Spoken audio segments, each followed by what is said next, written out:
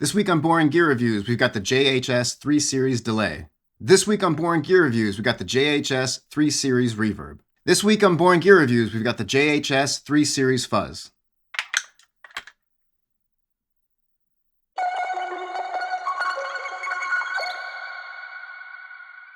JHS was founded by Josh Heath Scott in 2007, and they're based out of Kansas City.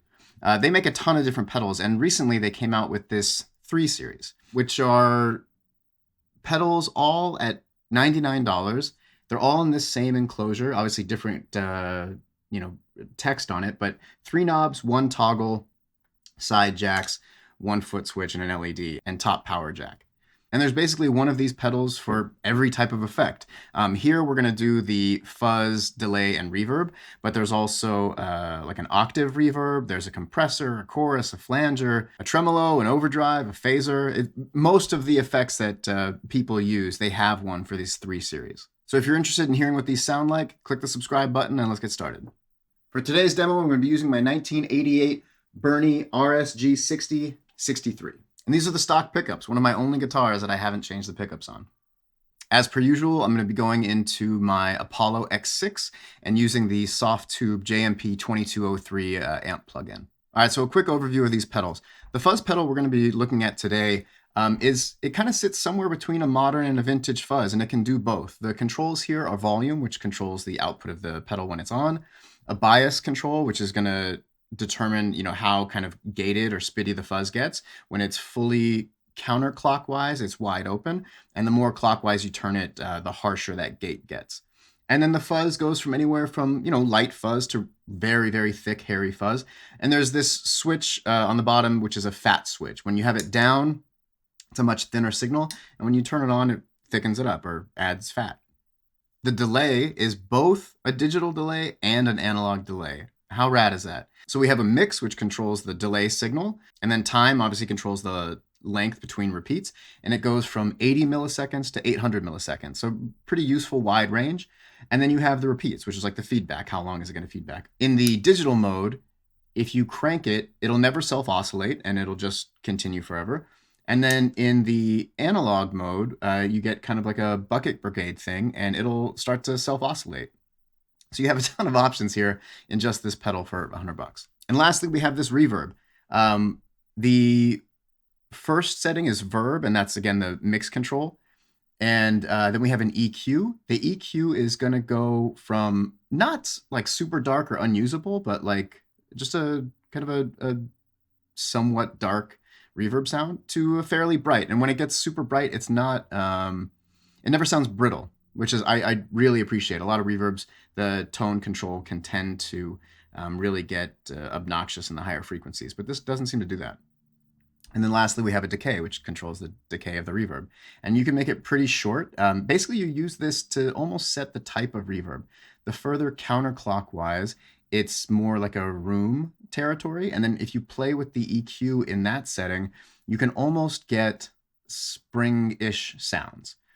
It's not super drippy, but it can take on some of those characteristics the more high end you add in. And then the further up you crank it, you get like a plate reverb, and then full on, it's pretty expansive. And it can run away a little bit. It's not going to oscillate, but it'll push the front end of your amp if you have it there.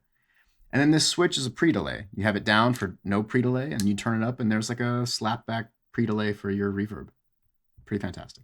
For our first clip, we're going to be running the fuzz into the delay and then into the reverb at the end. And you're going to hear my clean tone, and then you're going to hear the reverb and the fuzz. So the reverb, I'm going to set like a room reverb. So it's going to be very small, and I'm going to have the EQ all the way off.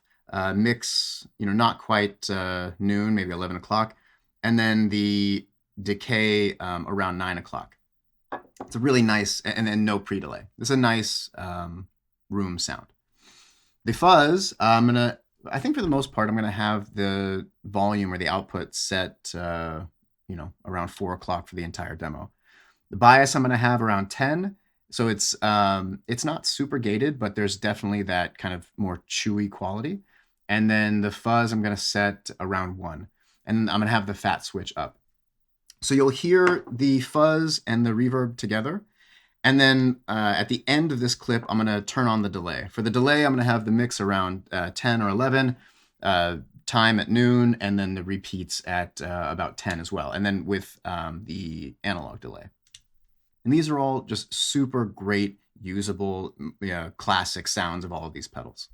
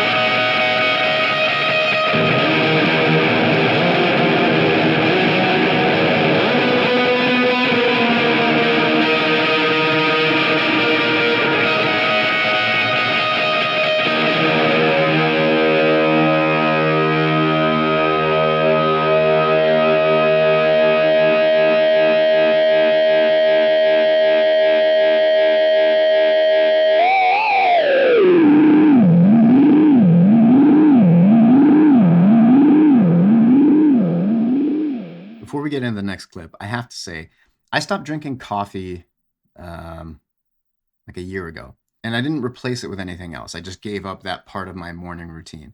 So recently I've been kind of craving some sort of routine with a drink. I have like a morning routine, but I wanted something to drink in the morning and start my day that way. So today I decided to do tea, and I had some Earl Grey leaves, so I made tea. And I mean, in most cases, there's just as much caffeine in tea as there is in coffee. And I have to say that I am vibrating at like hummingbird speeds. I feel so insanely wired. I think it kind of reflects in my playing. I was struggling getting through this. I feel so jittery. And if it's coming off that way as I'm speaking, that's why. Comment below if you're a coffee or tea person in the morning. All right, so now we're going to go for more of like a vintage fuzz tone. So I'm going to crank the fuzz all the way up. I'm going to turn off the fat switch, and I'm going to push the bias pretty far. So it's going to be very spitty and Velcro-y sounding. The delay I'm going to set as a slapback. So mix around 9, the time at 10, and the repeats all the way off. And it's still going to be in the analog setting. In this case, it doesn't really matter because there's just going to be one repeat. So it is slightly darker in this setting with the analog that would be with the digital. And lastly, I'm going to use the reverb as like a nice kind of light plate reverb underneath. So it's not very prominent, but it is there. And just be forewarned, I don't do this a lot on this channel, but there's going to be a little bit of blues lawyering. So there you go.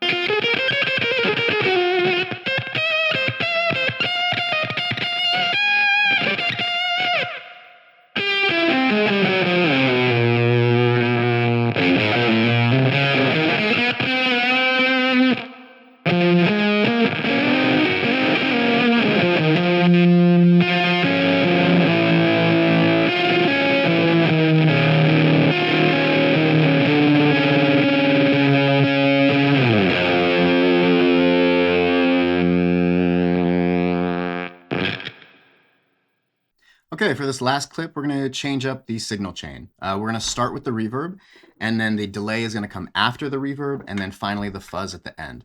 And you'll hear the first section will just be the reverb and the digital delay, and then it'll be the reverb and the analog delay. In both of those situations, I'm not changing the controls on the delay at all. I'm only switching between digital and analog. So you'll hear when it's in the digital mode, super pristine, clean repeats, cycling almost infinitely as I'm playing. And then when I switch it to the analog, you're going to hear some of that, bucket brigade oscillation stuff happening.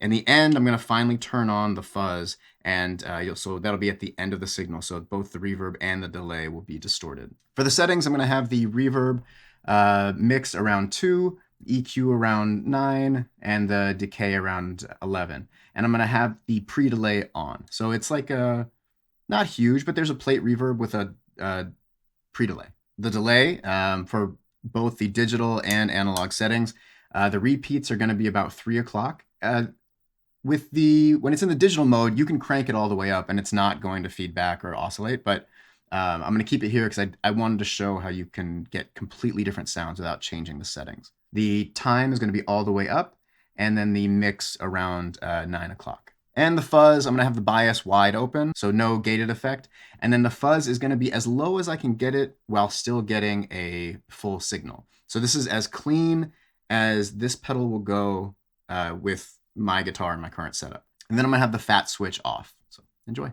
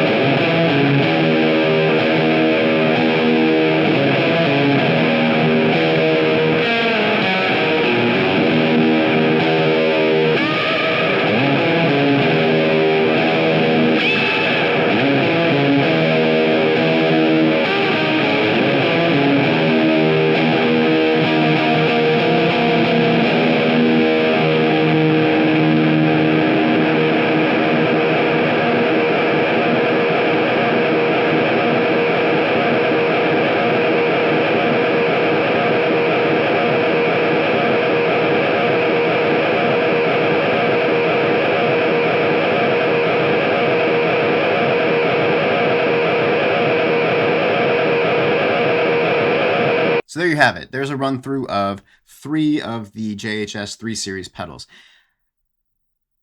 I don't know what I expected from these. I'm not sure. I guess just because we often associate value and quality with a higher price, especially in like the boutique pedal world.